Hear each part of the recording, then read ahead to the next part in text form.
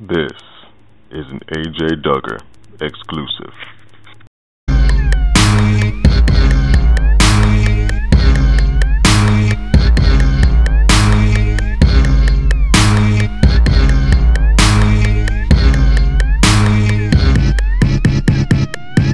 Kid, how you doing, man? I'm doing great, man. How are you? Man, I'm great. It's a pleasure to talk to you. For the people that don't know, Funkkid, he's a hot producer and produces all kinds of tracks and creates beats and things of that nature. Man, first of all, where are you from? I am originally from the DMV area, DC, Maryland, and Virginia. I've been all over there. Okay. All over that area. How old are you? I'm 25. What kind of artists did you listen to when you were growing up? Well, when I was growing up, I listened to a lot of the great Michael Jackson, Prince, Janet. Being raised in the household that I was raised in, a very musical household, I was exposed to a lot of music that other kids my age weren't really exposed to, like the whole Motown sound, the stuff that they were doing at Stax Records and Philly International. So it was a lot of music, but the main influences at the time were Michael Jackson, Prince, Dr. Dre, and that's the main ones right there. Okay, what instruments do you play? Bass, the drum, piano, keyboard. I want to learn how to play the saxophone. I haven't gotten it yet, but I'm not saying that I'm a master at those instruments that I just named, but I can do my thing on them. When did you start producing and playing instruments and, getting hands-on with music? Well, I've been producing and making beats since I was 13. I got a Yamaha keyboard for Christmas when I was 13, and I made my first beat on that. So, for all the people out there, to think that I just started making beats on software a couple years ago, I was making beats before I ever even touched a computer. So, I was around 13, and the first time I wrote something, I was around 8. It was like a love note to this girl that I had a crush on in school. But it rhymes, so I consider that like a lyric. Cool. Yeah, man. And you taking me back, because I had one of those Yamaha, I still have it, it's the Yamaha keyboard. You can program about 6 different instruments into one track. Yep, that's exactly what I had. Yeah. Yep. I would lay down the beat, and then I would lay down a bass part and lay down a melody. It was crazy. I loved that thing. That was my first instrument. Tell me some of the people that you've worked with. Okay, some of the people that I've worked with, the majority of them have been up-and-coming artists and underground rappers.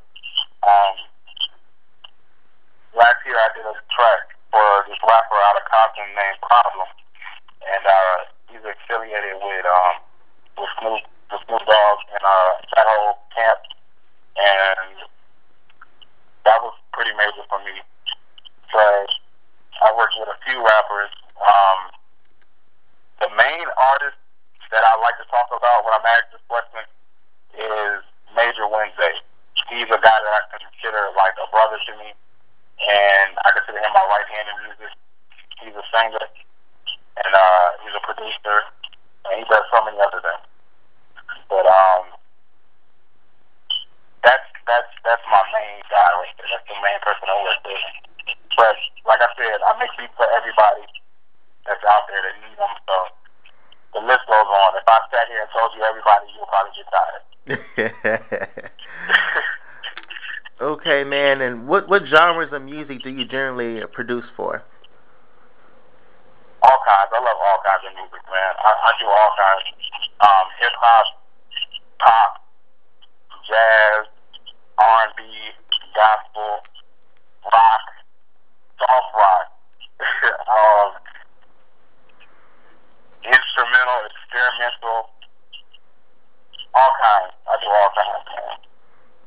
Okay. Now tell me this.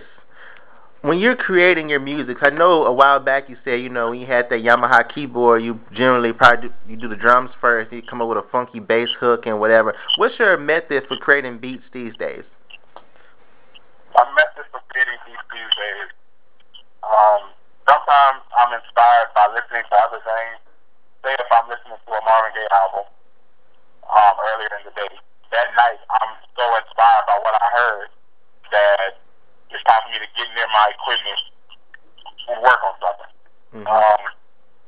What I do is, most times I do still start with the drum sound, and once the drum sounds are going, once I'm satisfied with that, I'll add, the bass like I used to, or the melody. And sometimes, these days I'll start with the melody or the bass and then add the drum. It all depends on how I'm feeling at the time, how it flows out while I'm working. Okay. And what kind of software do you use? And do you have any software that you would recommend for other up-and-coming producers to use? Definitely. Right now I'm using Reason 5 a lot. That is probably the best piece of software I've used so far. And I've used Ableton Live. I've used Fruity Loops. Fruity Loops gets a bad name. Mm-hmm. I believe in it's not what you use, it's how you use it. You can make anything sound good, but right now the main software that I'm using is Reason 5, and I would recommend that for starters in music, in music production, and also for people that's been producing music for 30 years. Tell me at least 2 or 3 people that you would love to work with, past or present. Man, I think I have more than 3. Well, go ahead. Okay. First, Marvin Gaye. I would have loved to been able to sit in the studio and just vibe off of his whole vibe that he brought. Second would be Dr. Dre. Dr. Dre is the reason that I do produce hip-hop music. I consider Dr. Dre the Quincy Jones of hip-hop. Then third will be Quincy Jones. That is a major dream of mine. He is one of the greatest ever to produce. Number 4 would be Prince, because he's Prince. Prince is the man. Oh. And I would love to learn from him. And last but not least would have to be Mr. Michael Jackson, because he is the reason that I love music the way that I do. The first memories that I remember of my childhood is watching video clips of The Bad Tour. And Michael Jackson is Michael Jackson. I never knew him personally, but just knowing that he was alive. You mentioned Marvin Gaye a second ago. Let me get your opinion on this. Suppose he had lived. Do you think he would have? Can you imagine Marvin Gaye, evolving with music? Like, can you see him doing New Jack Swing, or like, what do you think his music would have been like had he lived? Because I think he would have probably, continued the success that he was having. I believe that as well. I believe that Marvin would have gotten into the New Jack Swing. I think he would have done good at it too. Mm-hmm. I believe also that Marvin would have liked the music of Prince. I really do believe that. I believe that Marvin would have wanted to work with them. It's just something about them two that I could see working together. I don't know why. Maybe it's me, but maybe it's because I want it so bad because I love them both. But I would really think that Marvin would evolve with the time. And one thing that I believe believe that Marvin would not be happy with the state of male R&B music of today. I don't. I agree. I really don't. I'm not trying to bash anybody, but when I listen to the guys that's considered like the top R&B artists of today, I feel like Marvin is probably turning over in his grave. I got 2 more questions for you. First of all, do you have a website or anything where people can preview your music? Yes. On SoundCloud.com, just search Funkkid Music, and I'm right there. And also, where else can you guys find me? That's the main place to find me. If you want to find me on Facebook, just type in Funkkid, and I'll come right up. What are some of your goals for the future? My main goal for the future is to take over the world with my music. Good answer. No, but seriously, my main goal is to make music that people make music that makes people feel good, make music that will make people think. I believe that music is art, and you have to make your art the best that you can, and a lot of times you have to put out what you feel.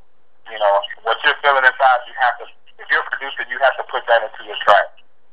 And I want people to feel my music. I want them to love my music. And through my music, I want them to love themselves. And I just want to make good music. I want to put out my stuff. I want to help my brother put out his stuff, Major Wednesday. And I just want to keep on making good stuff.